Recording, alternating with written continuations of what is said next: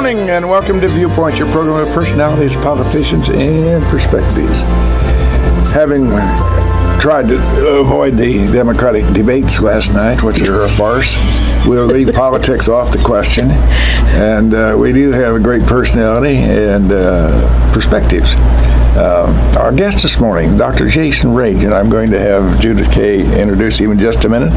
A little housekeeping first and foremost.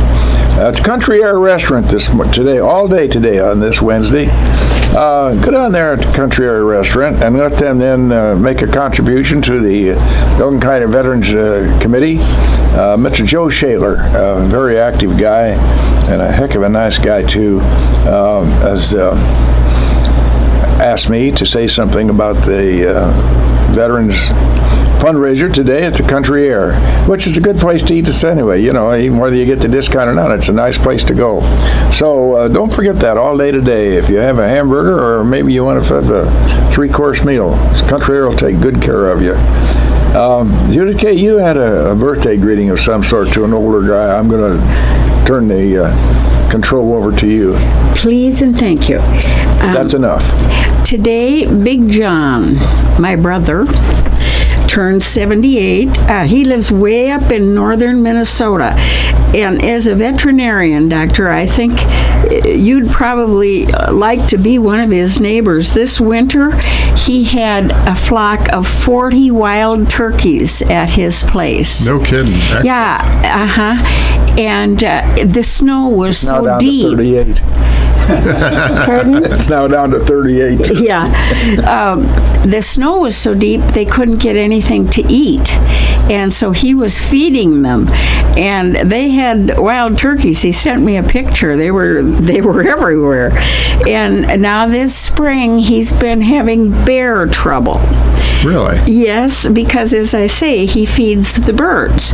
And John puts his bird feed out, and the bears knock the bird feeder from here to Timbuktu so that they can get the seed. And then he designs another fancy bird feeder. It's a war now between him and the bears. And he finally got one that was really working, and the bears knocked it down. So I called the other day, and my sister-in-law said that I said, "Where is John?" And she said, he's out picking up the garbage the bears got in the garbage. So I guess they're angry with him, and they're going to retaliate by doing something else. Well, one of our 2 listeners has tuned us out by now.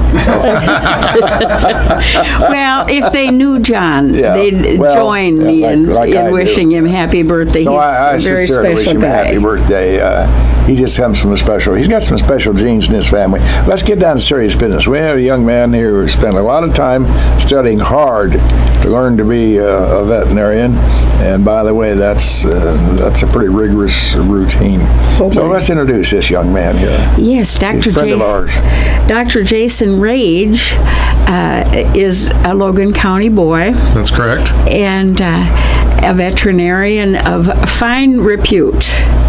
And we're going to talk this morning about your pets, whether they be cockatiel or cockapoo. We can certainly cover the bases. We certainly can. So if you have any questions or comments about your pet, give us a call here at 648-5510, and he would be, I'm telling him right in front of him, that he'd be happy to answer any questions you may have. Aren't you proud of her, Jim? She remembered the phone number. That's right.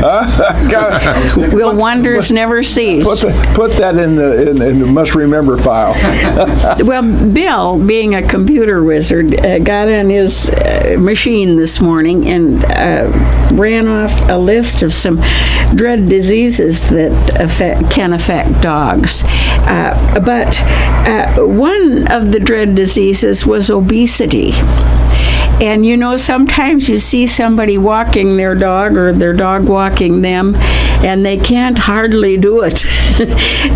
How does this happen? And let's kind of use that as a segue into the food business. You were Sure, saying there's some interesting results Yep, on there's the some foods. recent updates in the food world, and so certainly obesity is an issue throughout the country in both the two-legged and four-legged experience. Amen. And so what we see at the veterinary clinic is a lot of issues with dogs, all sizes, from little bitty chihuahuas all the way up to great big mastiffs that deal with obesity. And because of the different sizes, we do see a lot of different outcomes.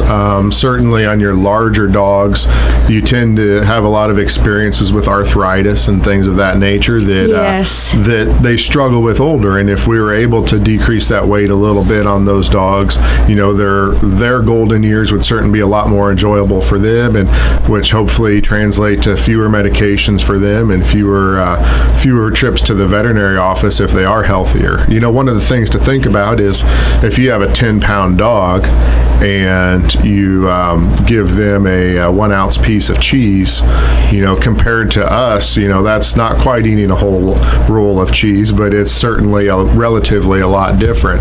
And so a lot of times the perspective on that little dog's necessities of its nutritional intake versus the reality of how much we think they need is, you know, is a little bit skewed. And so one of the biggest things I can recommend, and most veterinary clinics have them, is taking a measuring cup and using an exact measuring cup to measure that dog's food every single day. Instead of get by guess or by golly. Exactly, and it's human nature, and we want to take care of our pets. But if we had a cup that we're like, oh, we should give half a cup of that, and there's no marks on it, are we going to err on the side of less or side of more every time we feed them? Well, each day we're going to want to not see them suffer, so we're going to err on the side of more food than less, Sure. just out of our own interest in keeping them happy. And if you have that measuring cup with that exact number, it doesn't lie. And that allows you to feel more comfortable with feeding that amount. But Murphy, my wonder dog, has a way of making a fool out of me, and he doesn't always. I do have a cup in the bag of dog food, and I give him a cup full every morning. But he doesn't always eat it all. So some days in his dish is a cup and a quarter, and some days in his dish is a little more. He just doesn't eat that anymore because he's older now. Yep, and certainly as they get a little bit older, they, perhaps they're less active, so their nutritional energy requirement has decreased a little bit. So he may be kind of self-regulating. The other things that can cause dogs to stop eating as they get older would certainly be some medical conditions or even periodontal disease. Just like people, dogs get periodontal disease.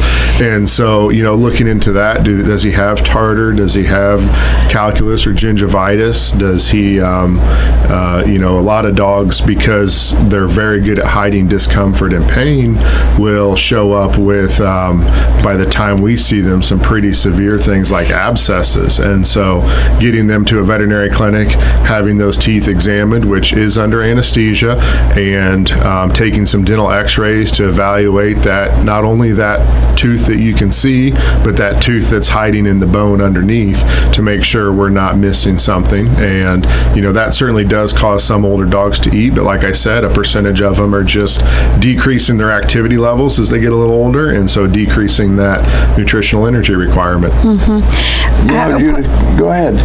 No, go right ahead. What about their teeth at home? How should you care for your dog's dental care you get them, generally speaking, as a puppy? Certainly. So you've got a lot of years ahead of you of dog tooth. There's certainly a lot of different options out there. The simplest being some of the more specific dental treats that can be used to help scrub a dog's tooth while they're chewing on it. You get some mechanical action there. Brushing a dog's teeth, it seems overwhelming, and typically when and we talk to people about doing it.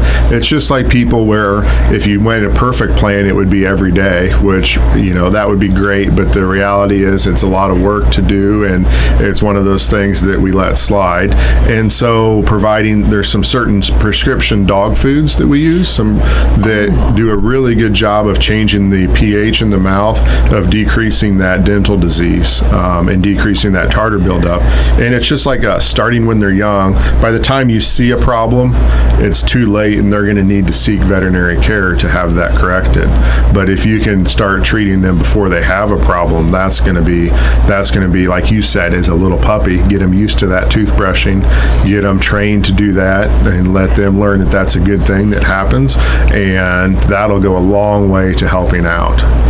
You were saying before we came in here about some recent studies that have been done that have shown interesting results. Right. Yeah, there's recently been released, there was some new information, and the FDA has a white paper on it regarding dog foods affecting certain dogs. And there's been a study in Tufts University, they're cardiologists and nutritionists for the veterinary school, where looking into the correlation between diets that contain no grains, the grain-free diets. Yeah. Also, and what they actually labeled them as is either grain-free, novelty, homemade, or they had a couple other terms there. But basically, these diets that don't have a lot of scientific backing behind them, that there's a correlation in those diets and increases in heart failure in dogs, and specifically dilated cardiomyopathy, which is where the heart tends to want to stretch out and lose its function. Oh, You write that down. I want you to spell that on the way home. Yeah, right. I'll try to You stay know, out it of it. occurs to me, Judith, that young Dr. Rage graduated from veterinary school over there at the University of Illinois. And he was in a position as a young man to go hang his shingle about anywhere he wanted to hang his shingle. Do you have a telephone call? No. Oh, okay. I'm sorry. I missed a signal. In any event, we're lucky that Dr. Rage decided to come back to his home territory. Emden background, Emden raised and born, and we're lucky he brought his skills and medical know-how for our pets back here to Logan County. So he hangs his shingle out there at Best Friends out there at 979 West 5th Street Road, Best Friends Animal Hospital, and they are the dog's best friend, as I say in my commercials that I do for them. And there's a reason for that. When you take your little canine or your furry cat pet, by the way, which would you rather treat, dogs or cats? I certainly enjoy both of them, and if they show up with a happy attitude, that certainly makes it easier regardless of whether it is a dog or a cat. So. Well, a cat will sneak up on you. I never trusted them. You got to watch your back, huh? In any event, those pets go through that door with a smile on their face, even if they're sick, because they know they're going to get good treatment out there at Best Friends. What is the most common disease you see when walking through those doors out there, Dr. Rage? I would say probably our most common diseases we've already discussed. Obesity and dental disease are probably That's the two. not really a disease, but it is. And they certainly are processes that show up that way, and so they lead to other problems. The diseases vary every day. I was on call this past weekend, and it seemed that there was a significant uptick, and I don't know whether it was the weather or what, but dogs with gastrointestinal distress, a lot of diarrhea and vomiting, and so there was no real correlation exactly, but that was my observation over the weekend on call this past weekend. You had the weekend of the flu epidemic, evidently. It seemed like there was more than average, I will say that. So, how about getting back to dog food? Is the dry food as good as or better than the canned food? either one of them can be really good. They both provide nutritional support for the dog, and some prefer one versus the other. And as long as they meet the nutritional requirements for the dog, we typically don't have a big concern. Certainly, there are dogs with medical issues that require one or the other, and your dental diets that we talked about already for their teeth are going to be your dry foods. Yeah. But yeah, there's some of each, and as some dogs get older and start eating less, whether that's because of a medical condition like kidney disease or something like that, then we may have to alter that food to encourage them to eat more and to consume more fluids. I know my mom used to always give our dog the bone. She'd make a pot roast for dinner, Yeah. and then give the dog the bone. I think she's doing a great favor. Yeah, and if I ever made a pot roast, I'd probably give Murphy the bone, but I don't do that. But at any rate, is that good for the dog or bad for the dog? As far as cooked bones and bones in general, we tend not to recommend them. They tend to be hard. They can splinter, exactly, and you can get some issues. And certainly, as a veterinarian, we see the ones that go wrong. Sure. And so we could make you a list of those of why you wouldn't want to do it. But certainly, a lot of people do feed them. But in general, we tend to recommend not feeding bones for that reason, because it damages their teeth, and B, can cause some GI issues and even some foreign body obstructions that require surgery at the most extreme. And he said that word GI, he's not talking military. He's not. I just wanted to emphasize that. I wanted to make I sure appreciate your keeping me straight, Bill. I really Thank you, do. Bill. I really do. Doctor, I want to start on one thing too. Not only to treat dogs at Best Friends, but you're capable of, we have surgeons out there who will operate on our Yep, pets. we certainly do. And then take care of them post-operative.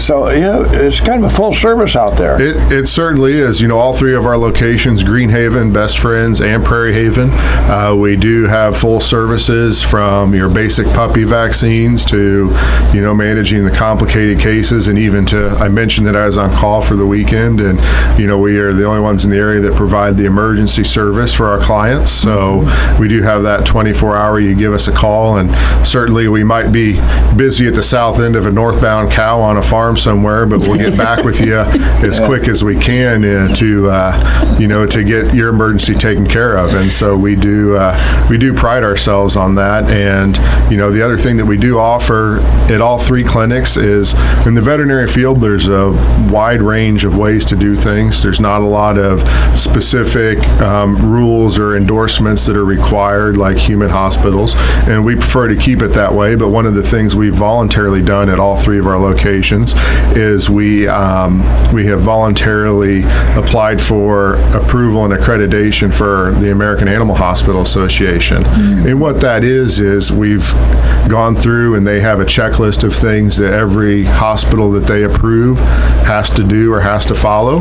And so we follow all of those. And certainly a lot of clinics, including ours before we got accredited, we're following most of those. But there is a lot of difference out there. And so, asking questions and knowing what to look for and saying, what is this AHA accreditation or AAHA? And like I said, it's a voluntary thing that we do join their association, and we meet the requirements to be able to be listed as an AHA certified clinic, which only somewhere in the neighborhood of 15 to 20% of veterinary clinics or hospitals in the United States have received that approval. So it's certainly not common, and we're proud of that, but it is, it does require more work, and there's a few things that, different things that you do as far as monitoring under anesthesia for dogs, having certified veterinary technicians that are licensed in the state and went to school, and then following a lot of other rules to help us take excellent care of your pet and to, get the best outcome we can. Well, that certainly speaks to what goes on out there at Best Friends, Greenhaven, and your Sherman outlet? Prairie Haven. Prairie Haven, yes, thank you. We have an accreditation problem here. We have to be accredited by our sponsors, and that means we have to give them some time. So go right ahead, Mr. Ash.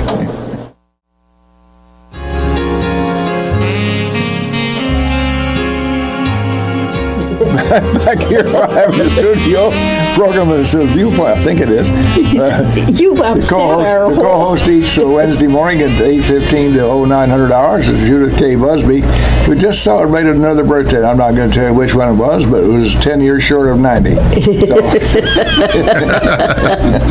So, our guest this morning, Dr. Jason Rage, a Logan County gentleman who went to the University of Illinois, a great school, and graduated from their veterinary school of medicine, which is quite a place over there. I've had my dogs over there in past years when they had things that was just beyond the pale for our local doctors to treat.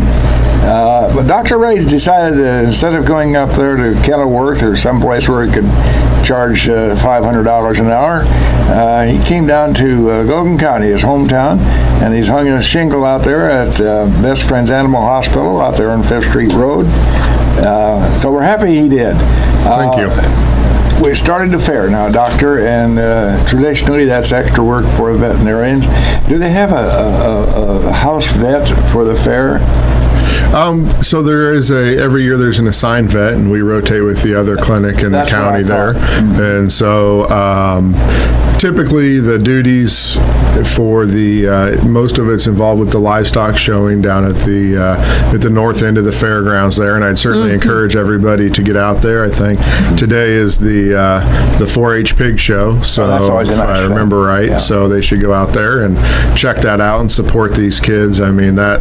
Were you a 4-H'er when you were I was a young kid? 4-H'er and an FFA'er, and I showed cattle and showed a few pigs, and then lots of vegetables and other 4-H projects Sure. as well. So, Sure. And the town kids can join too. You can't very well have a cow on Peoria Street, but you can have radishes. yeah, certainly, 4-H, they have countless opportunities for whatever you want to Yeah. get involved with, and it's a really great organization that focuses on helping young people develop their speaking skills, helping Yes. them kind of get experience with projects and record keeping, and it's a really good opportunity for everybody. And I think it's probably one of the more underutilized things that people could do that really help out in the long run. And certainly I'm biased towards the livestock, but all those projects, whether it's the livestock or the vegetables or things like that, the act of having to care for something regardless of what else is going on is a good skill, and something that I think probably people need to learn a little bit more about. And so giving people that opportunity is important. It teaches them responsibility. Yep. Because you Certainly can't does. just let the cow or the pig be on its own. It doesn't Exactly. do that. Exactly. Dr. Rage, what would be the most significant, not I'm going to use the word popular, but that's the wrong word, perhaps significant is the right word, problem or disease that you might get called out to the fairgrounds for?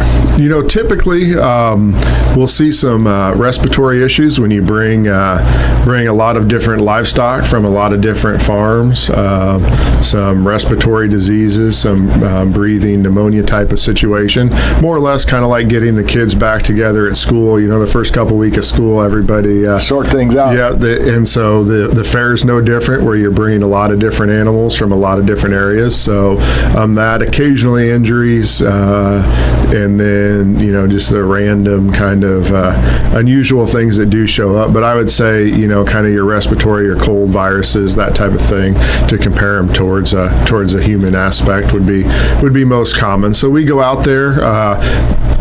Our job, aside from treating disease, is to help keep it from becoming a problem. And so the veterinarian on staff at the fair each year is responsible for examining all the health papers, making sure everyone's up to date.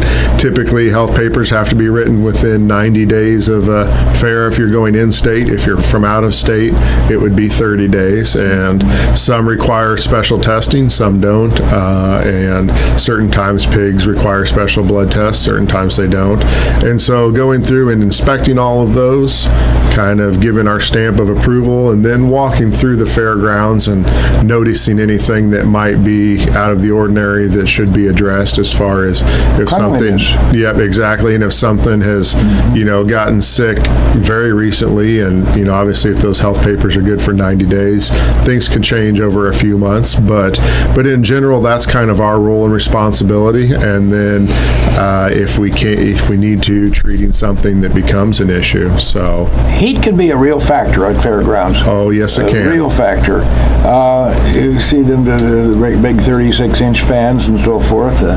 Obviously, AC is just out of the question. So,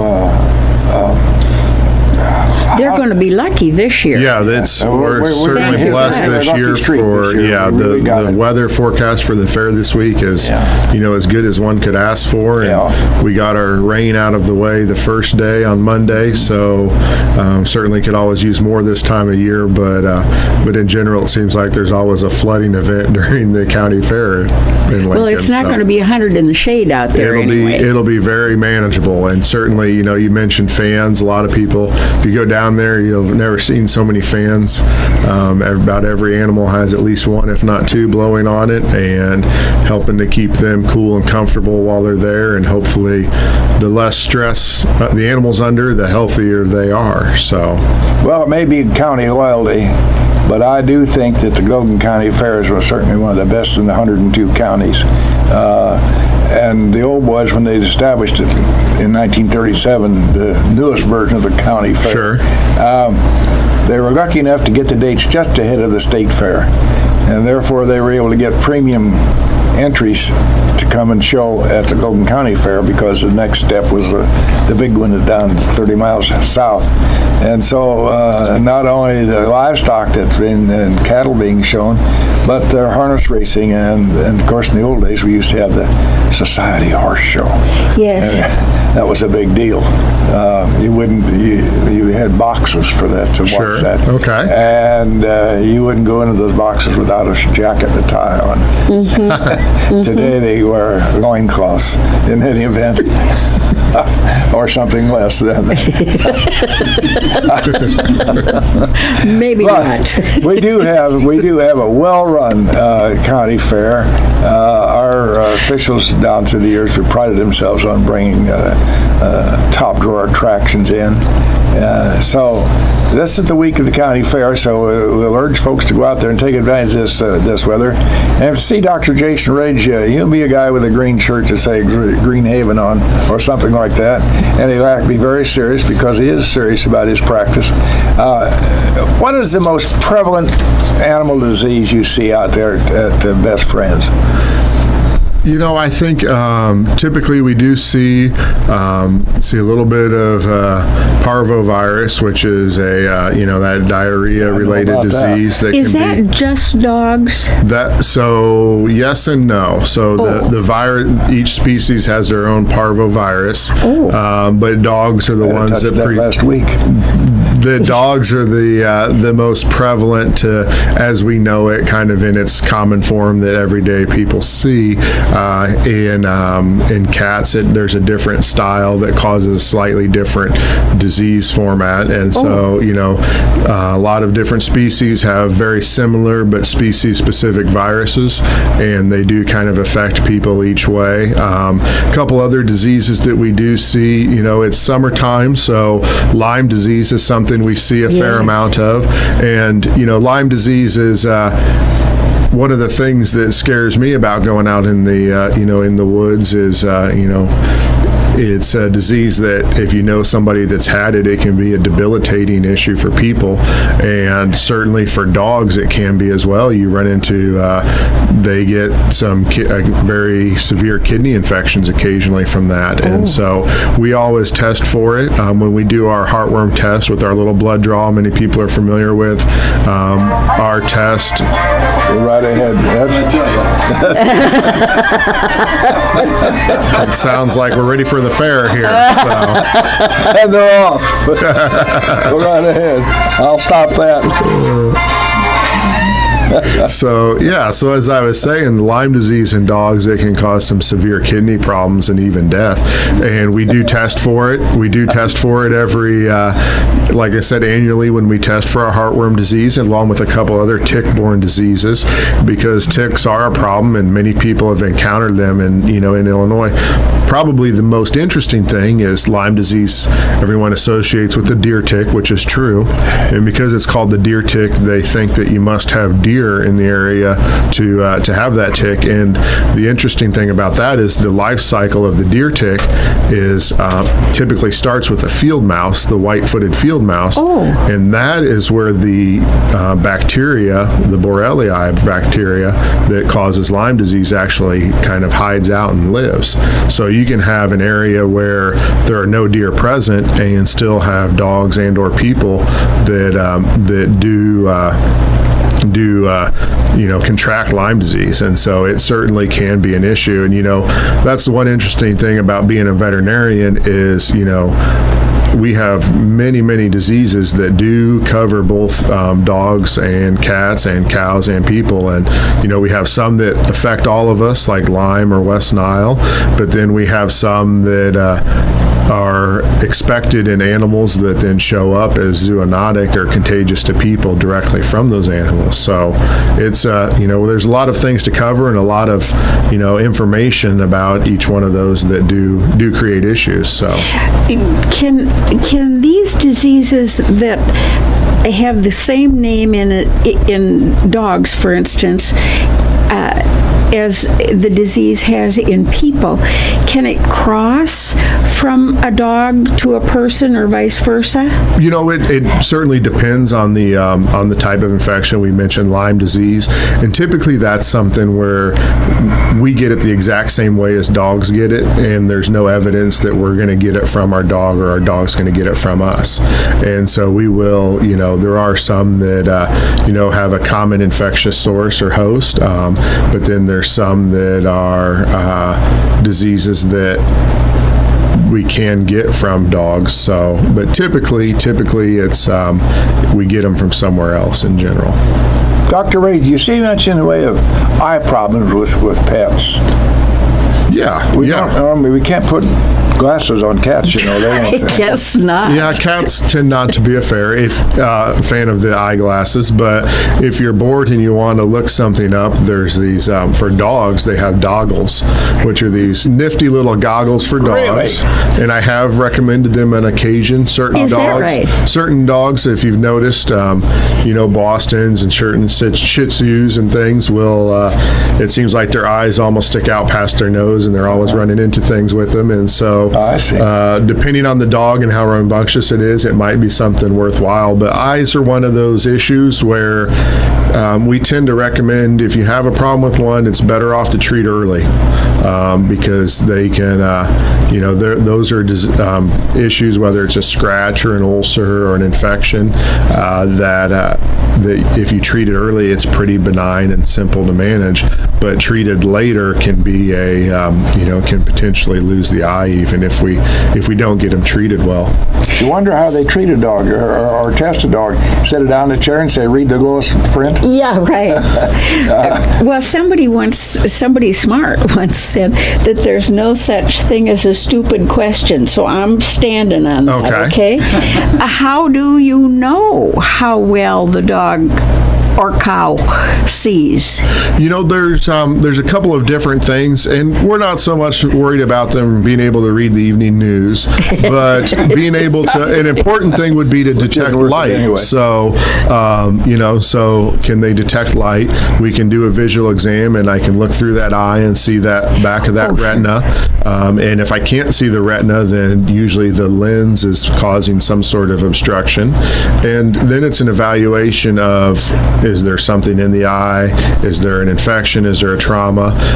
But how their reflexes are, you'll sometimes see I'll take a little cotton ball that they can't hear at all, and I'll drop it right next to their eye to see if they notice it. Because, something bigger they'll hear, food they'll smell, but because, dogs have pretty acute senses and cats as well. And so there's different things we can do and different reflex tests we can do to kind of ascertain whether or not that eye is is getting any information at all. And then whether or not they can read the paper, certainly that one can be a little tough. How well a dog can see probably depends on whether you're throwing a treat or you're asking it to do some work. Well, just like the kids. Oh, yeah. Certainly like a kid, it can become an issue. We had a dog that if he'd walk into the corner, he'd just stand there and wait for you to pick him up and turn him around. He couldn't figure out how to. Now, I don't know whether he got old and stupid or whether he just couldn't see and didn't know how to handle it. I know the feeling. He was probably 95. So I know the feeling. I stand in the corner wondering why I'm there. Which would you rather treat, Dr. Rage? Dogs or cats? I enjoy both of them. Really? Kind of the most fun would be the most enjoyable, whether it's dog, cat, pig, cow, is a complicated or challenging case that we take to full resolution where everybody goes home happy and healthy. So those are probably the most enjoyable regardless of the species. So, and it's kind of like when I was at the county fair, we showed a little bit of everything, and I kind of, each one has its own positives and its own negatives, and so going out there and trying all of them is certainly recommended, and just like when we were showing in 4-H. So, What's the most exotic animal you have treated in your practice, Dr. Rage? We've seen some kangaroos and some wallabies, and occasionally little sugar gliders and other things like that. So there's that's the exciting thing, is you get to see a lot of species if you'd like. Certainly, as you get further out on the edge of that, it can be a little more challenging to know everything that you need to about each species. So a lot of times we'll defer to expert opinions, but yeah, there's a lot of different things out there. I'd like to ask something very controversial. Just Wait till I clear it with Jim. Yeah, just so you know, I watch Judge Judy. Okay. That's a terrible thing to admit, but She had anything it's else true. to do. Yeah, right. But at any rate, every once in a while they get somebody on there who's suing somebody else because the dog beat the dog up, Right. And she is always ready with some comment about, well, you got a pit bull, you ought to know better than to let it be loose. They're not supposed to be loose. Well, what about pit bulls? Now, he's got a grand dog that's a pit bull, and he says it's the kindest, sweetest dog. And I hear that from people, and then on the other hand, you hear from people, and then it ate the baby. It's certainly an area of contention. As far as which, is there one specific breed that's an issue? Yeah. I don't believe that there is in general a specific correlation. Some breeds that you look at, they may be, intentionally selected to be a certain way, but as far as the individual dog, each dog is they're all in general mostly individual dogs, and I've seen some pretty frightening dogs come from just about every species. I mean, I've got 2 Labradors at home, and I've certainly been bitten by a Labrador at the clinic before, and so they're probably everybody knows that they're probably my favorite. Obviously, I have them at home right now, but yeah, any dog can be a problem. And if I'm no insurance agent, but you mentioned the dog bites, and I think that's the number one homeowner's claim for insurance companies is dog related issues. And right? So they could certainly, somebody that's educated in that field could tell you more, but it's an important reason to, regardless of the age or size or whatever of your dog, to have that that rabies vaccine done and to have it up to date on all its health requirements, because that will help to mitigate the complications if you ever run into an issue like that. And one of my big things I see is a lot of times we talked about older dogs that get some arthritis earlier. Yeah. And somebody will come in with an older dog and they're like, well, we don't want to do the rabies vaccine in this guy because he's getting old and we're not sure how long he'll be around. And, that's certainly true. But one of the things you'll see is those dogs get older. If they hurt and you go to move an older dog and they inadvertently bite you out of a reflex, if they're not up to date on the rabies vaccine and you end up at the hospital, you've just created a great big headache. So, my word, yes. So I always recommend, regardless of age, getting that rabies vaccine done, because it's not so much a health issue as that one is a paperwork issue, but I always lean towards that because I think it's important to have them protected. And just like, when you look at the influenza virus in people, you want to vaccinate the young and the old. Dogs are similar, where you want to make sure, especially those young and those old, are really protected. And so doing those vaccines at any age is important. Well, to have a pet in your home, you're making a commitment Yes, you to are. that animal and society, and you have to raise it in such a way that it's not mean and awful, and you have to take care of its health needs so that it is healthy. Yeah, exactly. I think that's, everybody, we take care of the veterinary care aspect, but one of the things is behavior as well. And, having a plan before you adopt that dog, before you get that puppy, is to, I want this dog to be able to go with us when we want. I want to take it out into public. So I need to intentionally give it really good small experiences as it's younger, so it's more comfortable.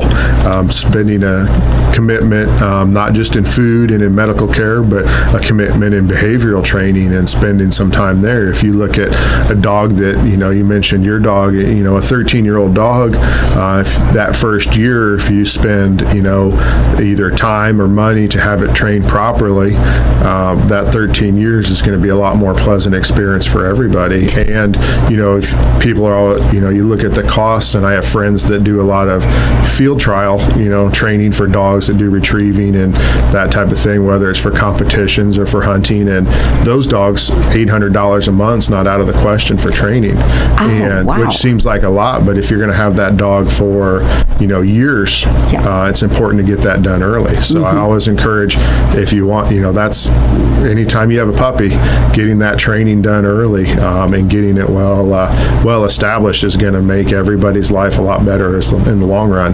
Well, am I correct in making this assumption, Doctor? Pit bulls, again, everybody says, oh, they're dangerous. Well, I think if the owner allows them to be dangerous or trains them to be dangerous, they're going to be dangerous. But if you take them as a puppy and treat them correctly, this dog that my son has is a gem. Yeah, they're Just a gem. I tell you what, they're some of the nicest dogs, and like you said, a lot of it depends on how they were raised, and and so like we talked about already, that exposure and that training is an important thing to do, and giving those guys that opportunity to be good dogs and to identify and correct any problems early, so you have an excellent dog, whether it be a pit bull or a Labrador or a Shepherd or a Chihuahua. So Now, if I bring my pet rattlesnake in, are you going to tell me to get somewhere else, find another practice? I definitely defer snakes to Dr. George, and so you can ask him whether or not he wants to see a rattlesnake or not. He may or may not. He's usually up for anything. He does some more exotic veterinary work. But I would certainly probably defer your rattlesnake to either Dr. George or maybe one of my vet school classmates up at the Shed Aquarium. And having taken care of the rattlesnake problem in Golden County, we appreciate your being with us, Dr. Jason Rage, giving of your time, and I know it's very valuable. So you come up here with us. We've been with us before, and we appreciate the fact you would take time with us. We know from experience that best friends is your pet's best friend out there. So thank you, Dr. Jason Rage. Thank you very much. And we will close with comment I always try to make appropriate for a viewpoint. Be the reason somebody smiles today. Thank you very much.